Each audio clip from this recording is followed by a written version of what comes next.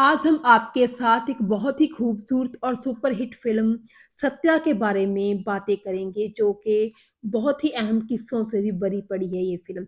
इस फ़िल्म में बहुत सारे बनने के दौरान किस्से हुए थे, जो हम आपके साथ आज शेयर करेंगे। सत्या फ़िल्म थी, ये 1998 में प्रदर्शित हुई थी और इस फ़िल्म के प्रोड्यूसर और डायरेक्टर थे सुप्रसिद्ध producer and director Ram Gopal Verma, जो कि अपनी फ़िल्मों में बॉलीवुड में अपनी फ़िल्में जो हैं वो अलग तरह की एक्सपेरिमेंटल फ़िल्में बनाते हैं, अलग तरह की फ़िल्में उनकी होती हैं। ये नहीं है कि सिर्फ़ रोमांटिक फ़िल्म ही बनाते हैं या फिर हॉरर फ़िल्में ही होती हैं या फिर क्राइम बेस्ड ही फ़िल्में होती हैं, बल्कि हर कैटेगरी की फ़िल्में वो बनाते हैं, जो उनका दिल करता है वैसी फ़िल्में वो बना देते हैं। तो इस तरह वो फ़िल्मों में ये परवाह नहीं करते इस बात की कि कोई उनकी फ़िल्म हिट होगी या फ्लॉप। तो सत्या फ़िल्म जो थी वो भी उनका मन हुआ था बनाने का, जब दौड़ फ़िल्म की शूटिंग चल रही थी, तभी उनके मन में ख़्याल आया था कि एक ऐसी फ़िल्म बनाई जाए। तो इसके लिए उन्होंने मनोज बाजपेयी को कह दिया था कि वो एक एक्शन फ़िल्म एक ऐसी फ़िल्म बनाएँगे जिसमें उनको भी रोल देंगे। तो इसीलिए कहा जाता है कि दौड़ फ़िल्म में तभी जो था मनोज बाजपेयी ने छोटा-सा रोल जो था कर लिया था।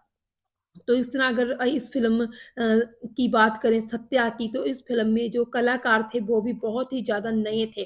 दरअसल राम गोपाल वर्मा की ये एक स्पेशलिटी रही है कि वो नए कलाकारों को खूब मौका देते हैं। उनकी हर फ़िल्म में देख लीजिए कोई न कोई नया कलाकार ज़रूर होता है और वो उन कलाकारों को भरपूर मौका भी देते हैं। और इस फ़िल्म की भी यही ख़ासियत है कि जब ये फ़िल्म बन रही थी, तब इस फ़िल्म में काम करने वाले ज़्यादातर कलाकार नए ही थे और वो अपनी फ़िल्मों में अपनी जगह बनाने के लिए, बॉलीवुड में अपनी जगह बनाने के लिए संघर्ष कर रहे थे। अगर उनके फ़िल्म के कलाकारों की बात करें तो जो है एक तो है जेडी चक्रवर्ती फ़िल्म के जो हीरो थे मेन, वो तमिल असल में तेलुगु अभिनेता हैं। उनको बॉलीवुड में जो है इतना ज़्यादा उन्होंने फ़िल्मों में काम नहीं किया, तो उनको फ़िल्म में हीरो के तौर पर जेडी चक्रवर्ती को लिया गया। उसके बाद उर्मिला मातोंडकर तो हम जानते ही हैं।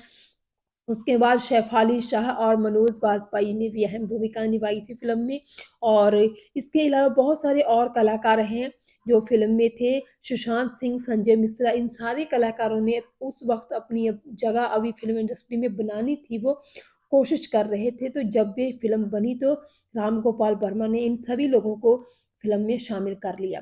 तो अगर हम फ़िल्म की स्क्रिप्ट की बात करें तो फ़िल्म की स्क्रिप्ट लिखी थी अनुराग कश्यप और सौरभ शुक्ला ने।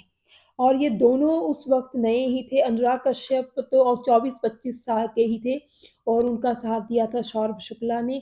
तो इस तरह ये फ़िल्म जो थी बनाई गई, इस फ़िल्म को बनने की कहानी जो थी तभी तैयार हो गई। इस फ़िल्म के बारे में कहा जाता है कि ये फ़िल्म के बहुत सारे सीन्स जो हैं वो उस टाइम पे ही सोचे गए इम्प्रोवाइज़ बहुत किया गया इस फ़िल्म के बहुत ज़्यादा शॉट्स में, सीन्स में।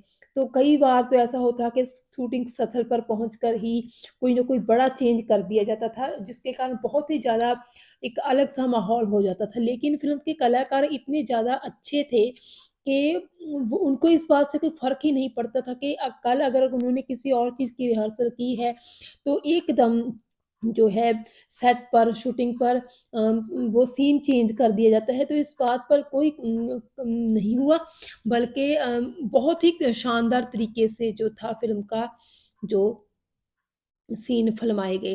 तो इस तरह फ़िल्म में अगर फ़िल्म के म्यूज़िक की बात की जाए, फ़िल्म का म्यूज़िक बहुत ही शानदार था, लेकिन इस फ़िल्म का एक गाना बहुत ज़्यादा पॉपुलर हुआ था, जो कि था सपने में मिलती है। ये गाना तो बहुत ही ज़्यादा पॉपुलर हुआ था। सपने में मिलती है, कुड़ी मेरे सपने में मिलती है। तो इस तरह ये फ़िल्म थी जो खूबसूरती के साथ बनाई गई और इस फ़िल्म की एक ख़ास बात ये है कि राम गोपाल वर्मा ने इस फ़िल्म को में मुंबई की असली जो थी यथार्थ उसको पेश किया, जो भी असल में मुंबई है, उसको पेश किया गया और बहुत सारे डायरेक्टर हैं जो अगर ऐसी फ़िल्में गैंग्स पर आधारित फ़िल्में बनाते हैं, मुंबई अंडरवर्ल्ड गैंग्स पर, तो वो उन फ़िल्मों को बनाने के से पहले इस फ़िल्म सत्या को ज़रूर रिव्यू करते हैं, ज़रूर देखते हैं क्योंकि उनके लिए सत्या फ़िल्म जो है एक आइडियल है। तो अगर इस फ़िल्म के टाइटल की बात करें तो वो भी बहुत ही इंटरेस्टिंग कहानी है इस फ़िल्म के टाइटल के बारे में। कहा जाता है कि राम गोपाल वर्मा के साथ ही एक उनके कॉलेज में एक लड़की पढ़ती थी जिसका नाम सत्या था। तो राम गोपाल वर्मा ने कहा था खुद ही कि मुझे उ उस लड़की को सोचकर ये ख़्याल आया था कि इस फ़िल्म का नाम टाइटल सत्या होगा।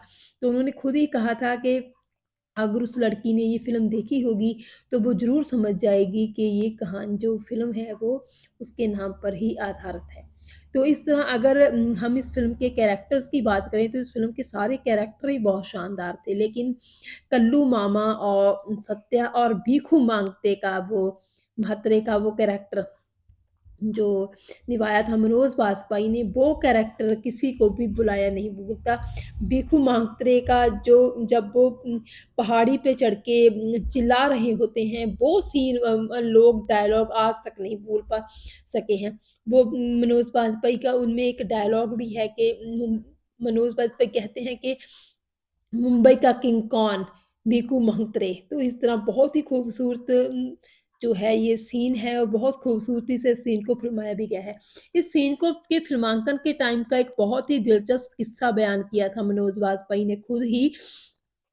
वो कहते थे कि उनको असल में वर्टिगो है कि वो ज़्यादा ऊँचाई पे पर अगर चढ़ जाएँ, तो वो नीचे नहीं देख सकते हैं। तो इस फ़िल्म के सीन के लिए उनको जो था एक पहाड़ी पर चढ़ा दिया जाता है और उनसे वो सीन फ़िल्माया जाता है उन पे कि मुंबई का किंग कौन भीखू मांगत्रे। तो लेकिन मनोज बाजपेयी कहते हैं कि मैं उस वक़्त बहुत डरा हुआ था और डर के कारण मेरे मुँह से गालियाँ निकल रही थी और मैं अनुराग कश्यप और सौरभ शुक्ला को गाली दे रहा था क्योंकि उन्होंने ही डायलॉग लिखे थे और उन्होंने ही स्टोरी की डिमांड बनाई थी कि ये डायलॉग है जो भीखू मख्तरे के मुँह से बुलवाया जाएगा। तो इस तरह उनके जो थे मनोज बाजपेयी उन्होंने कहा कि उस वक़्त मैं इतना ज़्यादा डरा हुआ था कि अम, बहुत ज़्यादा टेंस हो गया था और फिर मेरी ये हालत देखकर मेरी ये जो मैं हरकतें कर रहा था वो देखकर जो राम गोपाल वर्मा हैं वो भी हँसने लगे थे और फिर ये तय हुआ कि ठीक है तुम जो भी तुम्हारे मुँह में आए तुम वो कहते रहो और बाद में डबिंग की जाएगी और बाद में ये सीन है जो ठीक कर लिया जाएगा। तो उस टाइम पे ही मनोज बाजपेयी ने कहा था कि वो असल में ये नहीं कह रहे होते हैं जो बोला जा रहा है सीन बाद में जो सीन उसमें डाला गया था डबिंग करके जो डायलॉग डाले गए कि मुंबई का किंग कौन असल में वो ये कह रहे होते हैं कि मुझे नीचे उतारो मुझे बहुत डर लगा रहा है यहाँ से। तो ये बहुत ही इंटरेस्टिंग किस्सा उन्होंने खुद ही बयान किया था। तो इस तरह फ़िल्म की जो शूटिंग थी वो पूरी की गई और बहुत ही ज़्यादा जो था इस फ़िल्म के लिए बहुत सभी लोगों ने बहुत सारी कोशिशें की थी। और इस फ़िल्म में जो उनका नाम होता है मनोज बाजपेयी का भीखू मंत्रे, उनका नाम जो कैसे चुना गया, चुनाव कैसे हुआ वो भी ज़्यादा बहुत ही किस्सा है कि असल में राम गोपाल वर्मा के ऑफ़िस में एक ऑफ़िस बॉय था जो कि चाय-पानी जो भी उनके ऑफ़िस में लोग आते हैं, उनको चाय-पानी देने का काम करता था। तो एक दिन अनुराग कश्यप और सौरभ शुक्ला उनके राम गोपाल वर्मा जी के ऑफ़िस में बैठे होते हैं और वहीं पे उनको उस लड़के के बारे में पता चलता है जिसका नाम बीकू था। तो वहीं से उन्होंने वो नाम पिक किया कि बीकू, यही हम उस कैरेक्टर का नाम रखेंगे। तो इस तरह मनोज बाजपेयी के कैरेक्टर का नाम बीकू म्हात्रे जो था वो उसी ऑफ़िस बॉय जहाँ कह लीजिए उसी के नाम से वो उन्होंने यो नाम रखा। तो इस तरह जो था ये उस टाइम पे वही आइडिया आया था। अगर फ़िल्म के बजट की बात करें तो 2.5 करोड़ का फ़िल्म का बजट था और फ़िल्म ने इंडिया के बॉक्स ऑफिस पर पूरे साढ़े 4 14 करोड़ की कमाई की थी और वर्ल्ड वाइड इस फ़िल्म ने लगभग 19 करोड़ की कमाई कर ली थी। तो फ़िल्म बहुत ही ज़्यादा सुपर डुपर हिट हुई थी और बहुत ही ज़्यादा पॉपुलैरिटी फ़िल्म की हुई थी। अगर इस फ़िल्म के म्यूज़िक की बात करें तो फ़िल्म में म्यूज़िक पहले जो था राम गोपाल वर्मा रखना ही नहीं चाहते थे। वो चाहते थे कि क्योंकि अंडरवर्ल्ड पर आधारित फ़िल्म थी तो गैंगस्टर पर तो फ़िल्म एक बहुत ही संजीदा मसले पर आधारित थी और राम गोपाल वर्मा नहीं चाहते थे कि जो टाइम है वो म्यूज़िक में या गानों में वेस्ट हो। लेकिन बाद में ये तय हुआ क्योंकि इंडियन जो हिंदी ऑडियंस है वो गानों को बहुत ज़्यादा पसंद करती है और कई बार तो ऑडियो कैसेट की वजह से ही फ़िल्म की जो है एक फ़िल्म हिट हो जाती है। तो इस तरह ये सारे जो गाने थे फ़िल्म में वो रखे गए। तो ये सारे कैरेक्टर ही जो हमारे दिल के बहुत करीब हैं। इस फ़िल्म में असल में यही दिखाया गया है, कहते हैं कि जो थे राम गोपाल वर्मा वो इस फ़िल्म को यही सोचकर बनाया था उन्होंने कि वो सोच रहे थे इस बारे में बहुत देर से कि जो गैंग्स होते हैं, जो अंडरवर्ल्ड के लोग होते हैं, उनकी भी एक लाइफ़ होती है, उनकी भी पर्सनल लाइफ़ होती है। कोई कारण होता है, कोई मजबूरी होती है, कोई एम्बिशंस होते हैं या फिर जिनके कारण वो गैंग्स में शामिल होते हैं, जिनके कारण वो गैंगस्टर बनते हैं। तो वही चीज़ अपना वही आइडिया वो रिफ्लेक्ट करना चाहते थे इस फ़िल्म में और बहुत ही खूबसूरती से इस फ़िल्म को बनाया गया। बहुत सारे लोगों ने इस फ़िल्म को एडमायर किया। मेरे हिसाब से तो अगर हम अंडरवर्ल्ड पर बनी फ़िल्म्स की बात करें तो ये फ़िल्म सत्या पहले नंबर पर आती है। हाँ, बाद में हम अगर बात करें संजय दत्त की, वास्तव वगैरह की, कंपनी वगैरह की, वो फ़िल्में बहुत अच्छी हैं। लेकिन ये फ़िल्म जो है बहुत ही ज़्यादा खूबसूरत है। अंडरवर्ल्ड पर आधारित ये फ़िल्म मुझे लगता है बाकी फ़िल्मों में से पहले नंबर पर आएगी। बहरहाल आपको ये फ़िल्म कैसी लगी और इस फ़िल्म के कैरेक्टर्स कैसे लगे? सभी कमेंट सेक्शन में ज़रूर बताइएगा।